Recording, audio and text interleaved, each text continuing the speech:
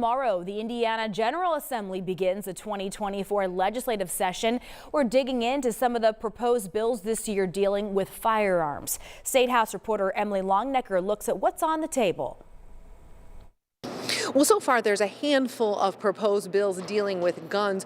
One proposal, Senate Bill 24, would raise the minimum age to buy a gun in Indiana from 18 to 21. There's also a proposed bill that would require private gun sales to go through background checks at a gun store. It's a quick, painless process, but it would make sure that we are really ensuring that the people who can carry firearms are meeting the criteria to do so. Senate Bill 66, authored by Democratic Senator Andrea Hunley, would also require gun stores to display a sign warning that failure to store a gun safely is a safety risk to children. And this also then is a signal to the dealer to also ask that customer, pause in that moment and say, oh, ma'am, just want to make sure that you have a way to secure this gun.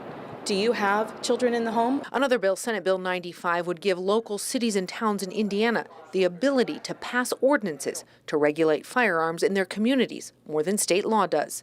My legislation requires law enforcement to make the recommendation and the recommendations to be supported by the local community before the legislative body can act on it. 2 years ago, Indiana lawmakers passed a permitless carry law that took away the permitting requirement to buy a gun in Indiana. Last year, the city of Indianapolis passed an ordinance that would have restored that permitting requirement in Marion County.